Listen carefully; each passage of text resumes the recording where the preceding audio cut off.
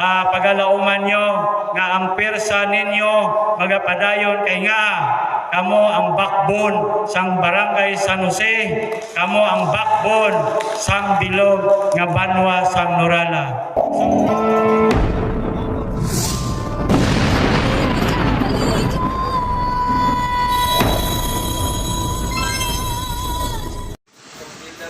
O, diba? Murag 40 ra.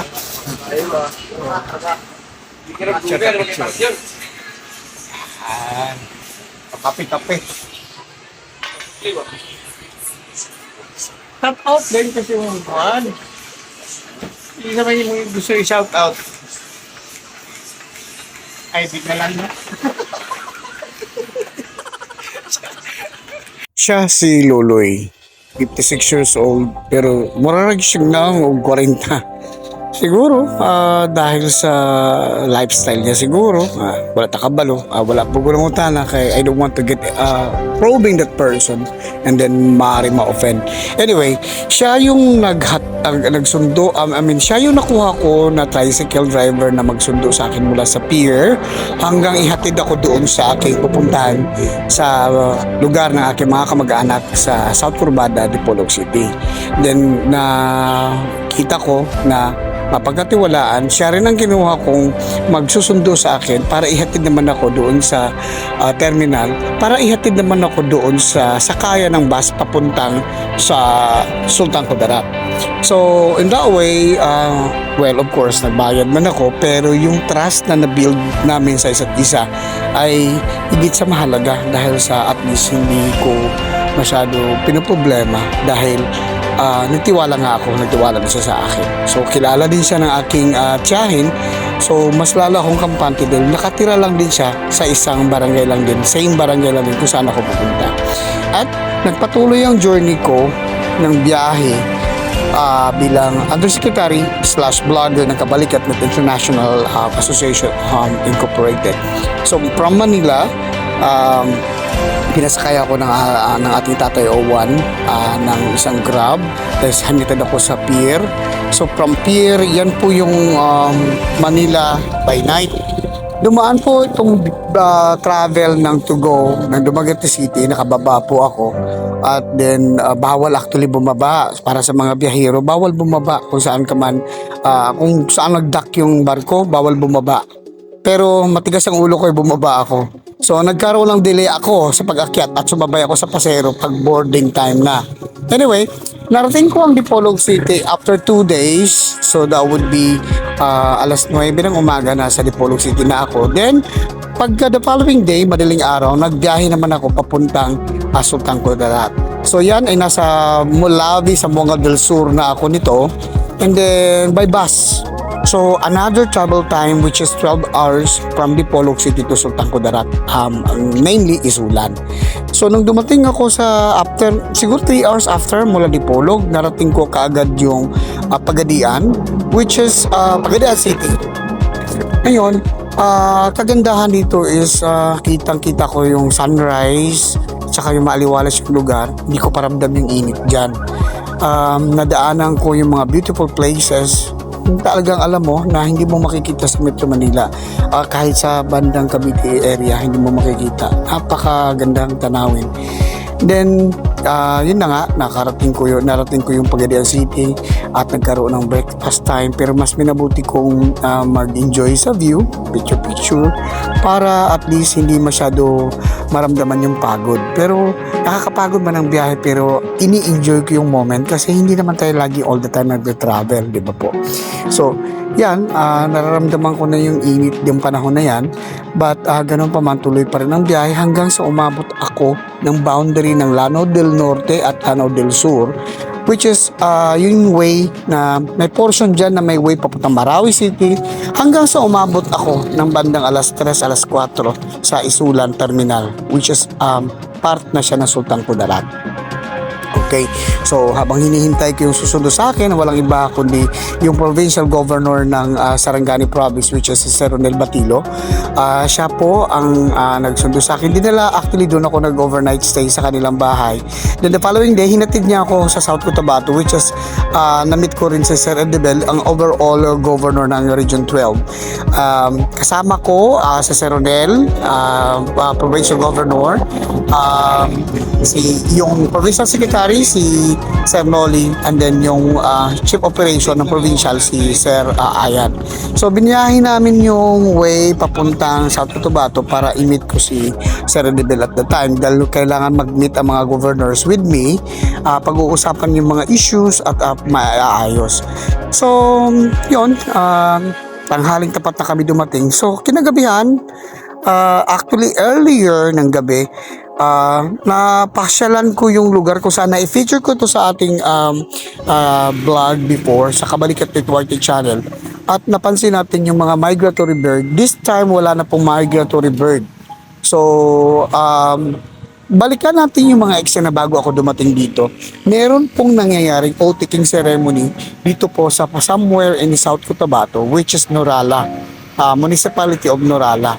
Guys, na nakikita nyo sa video, yan kasi dyan, nagpasad ang mga ipis sa mga langgam, mga migratory bird, but this time wala na po siya. Na-meet ko muli ang isa sa, galing sa national po yan, si Sir Jaime Bugasa Jr. Ngayon, nandito siya sa Region 12 bilang social media officer po. Kasama po natin dito sa gabing ito. And, well, tuloy natin ang kwento doon sa Norala chapter oath-taking ceremony. Makailan lang nangyayaring oath-taking sa Norala. Pakinggan natin ang mga mensahe ng mga officers na maaaring pagpupulutan natin ng aral, at sana po ay lahat po ng mga mamamayan dito sa lugar na to ay magpapatuloy sa pagpaparami, at sa ibang region din ay gawin na natin, ugaliin na natin or habit natin ang pag-recruit at pag-iinganyo ng mga mamamayan to be a volunteer dito sa ating samahan sa Kabalikatnet International Association Incorporated. Malaking tulong po pag dumami po mga volunteers, mas marami din po tayong lugar na masasakupan at lugar na maaaring tutulong sa ating adhikain, sa ating advokasya. Volunteerism is our way of life. Thank you so much guys, and enjoy watching. Ako po si kasama sa Kabalikat International Association of Incorporated. Isang sa lahat ng pagpapalayo. Si Sir Ronel Batilo po ang provincial governor ng Sarangani province. Siya po ang nag-officiate ng oath-taking dito po sa nahuling dumating na dating barangay officials po ng San Jose sa Norala. At parang ang dating niya naging special tuloy dahil siyempre kailangan niya talagang mag-undergo ng oath-taking ceremony. Tapos na po yung oath-taking yung ibang mga aspirant, at kailangan si ma'am, dahil huli siya, magiging special yung dating. Pero ganun pa man, it's okay, all good tayo dyan. So, si Sir Ronel po ang nag-officiate para magiging ganap na po na kaanib po siya ng samahang Kabalikatnet International Association Incorporated, namely dito sa Norala chapter under San Jose Base.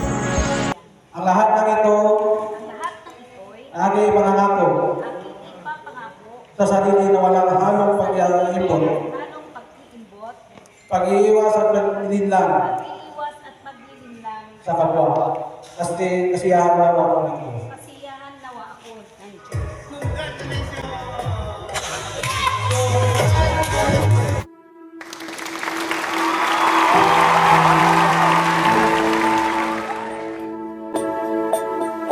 Miyembro sa municipal council ang aton nga pagpasalamat ginahatagid naton amuman diri sa aton nga ginatawag maswerte nga Norala nga ginapangunahan sa aton nga mabuot kag energetic kag saway pabor-pabor akon nga kabats Honorable Roland Nogalada. Palakpakan naton.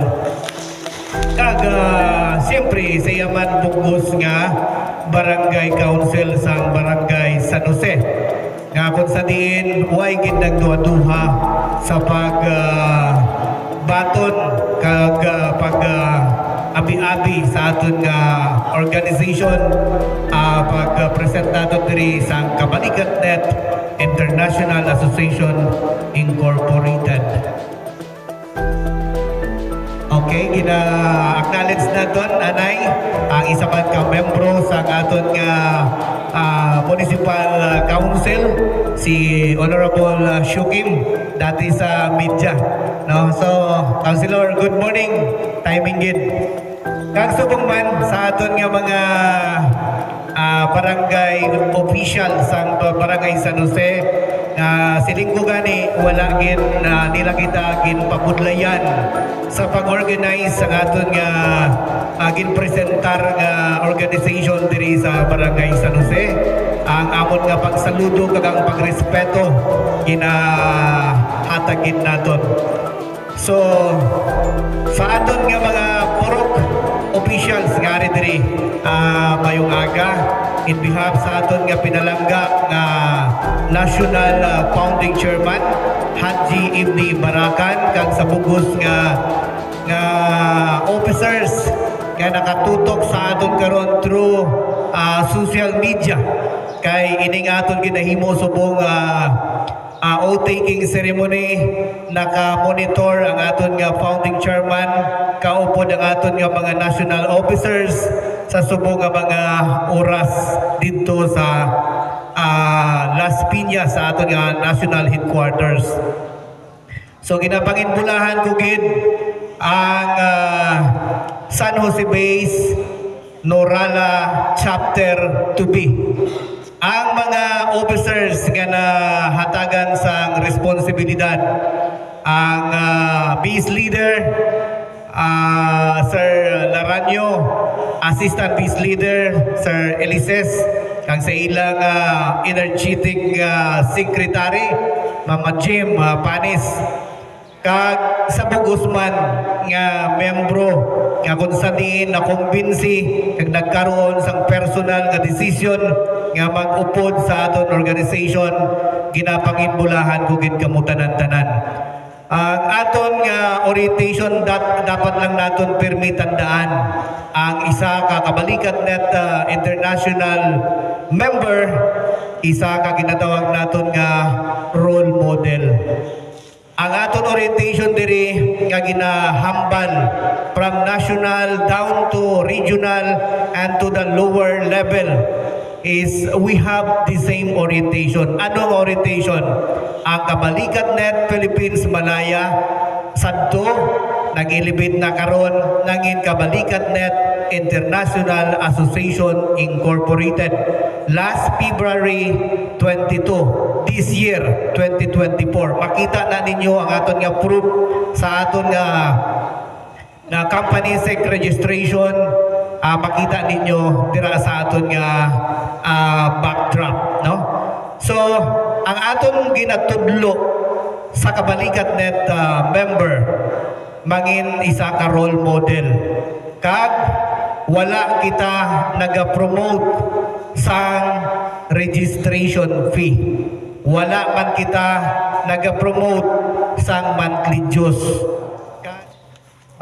Ari ko subon no, kay kagabi almost 3 o'clock na sila naka-uli na may obligation kita sa Kendrap.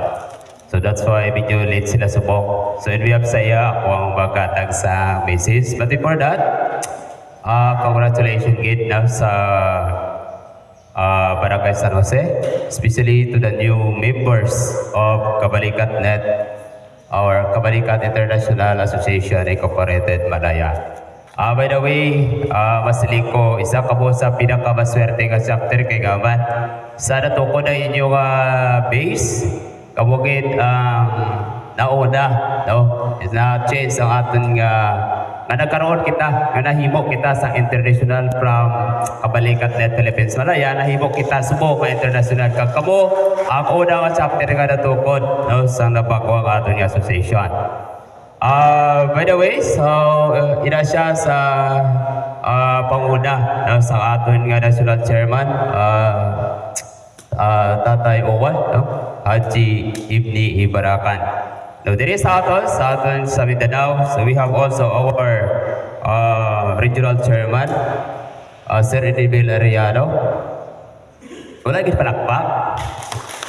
Actually, kapoy kita tanan. Okay, so let's proceed. So, susunod ako tara. So, we have also our provincial chairman with the call sign of RX11040, Sir Orbin Herpilla.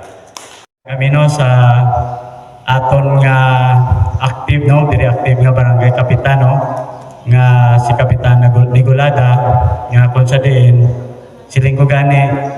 Ang impression ko kagina pag-abot ko, imagine mo first, no, nga ari diri sa barangay San Jose, nga kung sa diin, nag-expect ako yung kagina, pipila lang ang ari diri. So, by the way, no, bilang representante ninyo sa Sangguniang Bayan, kami, nagakalipay nga nadugangan ang multiplier courses sa atong munisipyo diri sa Banwas Norala.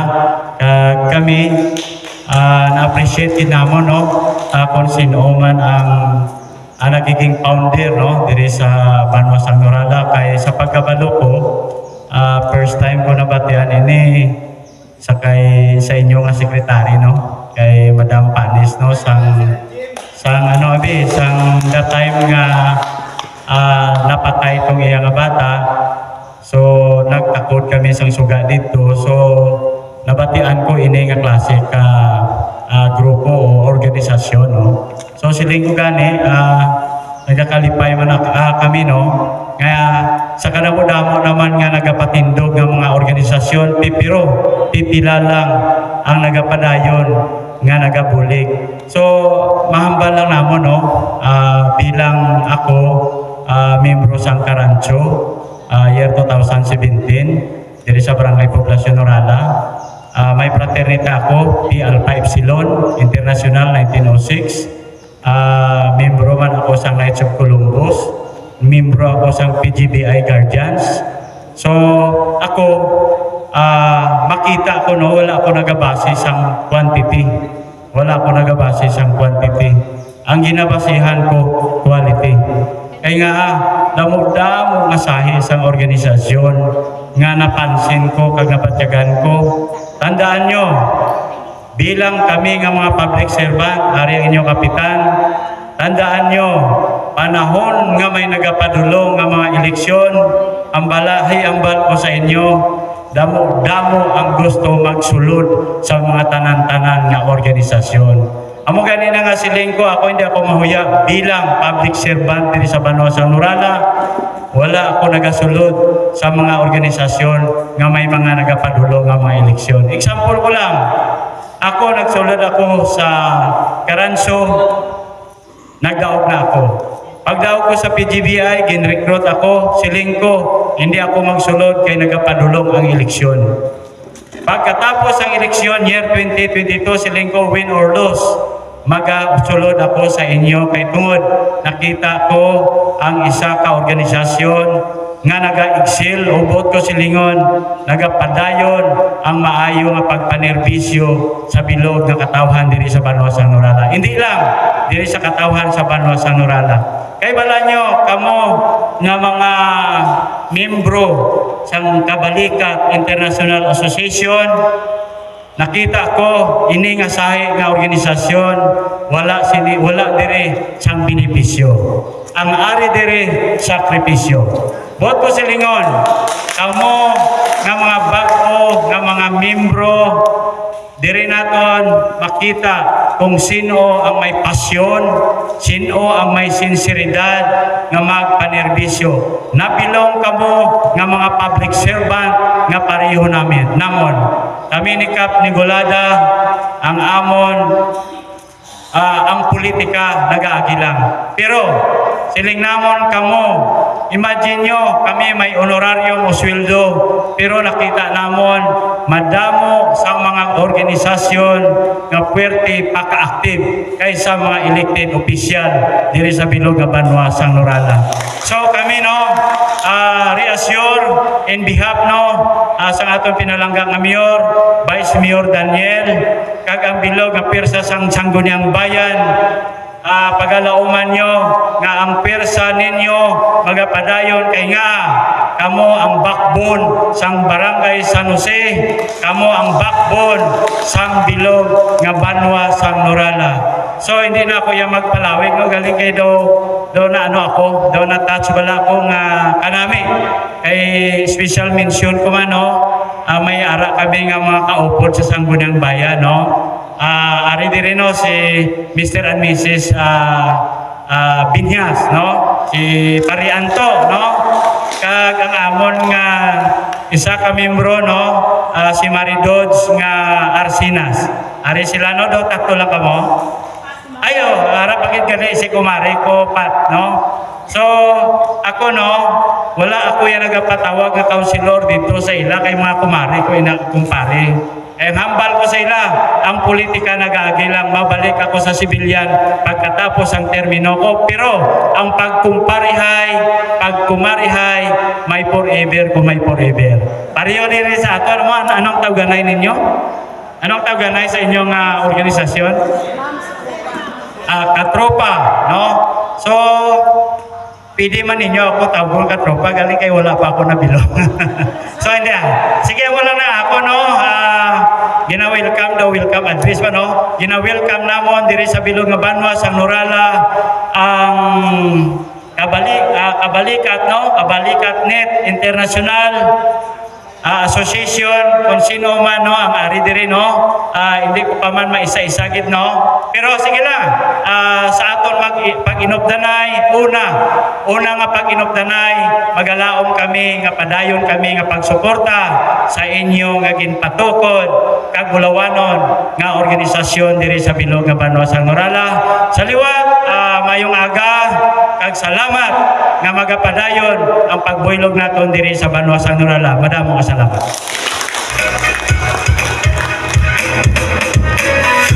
Okay, so thank you so much, Councilor Roy B. Pusingan, sa iyong mga mensahe sa subong maaga. So that was so inspiring, no? Quantity over quality. So wala sa numero, ara sa serbisyo. So ladies and gentlemen, please help me welcome Sir Orvin Herbilia.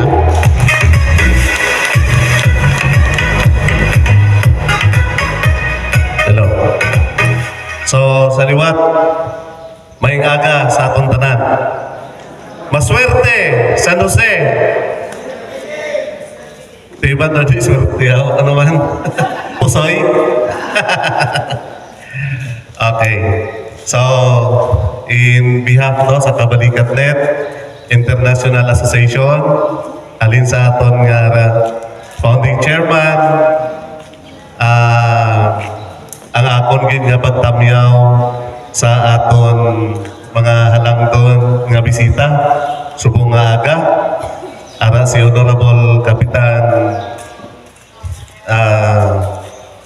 Sir Roland Ogalata, Sir may aga sa aton nga very supportive man nga members ng aton Sangguniang Bayan Council in the person of Honorable Pusingan, Sir. Kag sa aton mga upod nga mga sa aton nga regional chairman sa Region 12 Kabalikat Net International Association Incorporated in the person of Sir Edibel Arellano. Sir, good morning. Sa tanan officers sa Kabalikat Net, sa mga chapters and members, ang akon nga pagtamyaw sa maayong aga sa inyo tanan. Madamo gid nga salamat nga kung sa diin naging matutuod, no? It comes to reality. Ang amon tani nga ginadamgo lang sa una nga tani makasugod man kita sa Norala. So sa kadugayan namon nga pangita kung sinong pwede nga maka-organize. It so happen nga diri kami nakakita sa barangay San Jose. Kina-congratulate ko kita nga aton mga officers, grabe gid ka-active. Sa sobrang niya ka-active, sa nalauna sang gabi, alas 12 sang gabi nga panawag. Sir, tama tong spelling sang outthinking. Ako na ka-active, no? Ang aton secretary. But anyway, dira naton makita, no? Kung ano klase sang leadership ang ginadala sa aton nga secretary. Kami ay kabalikan.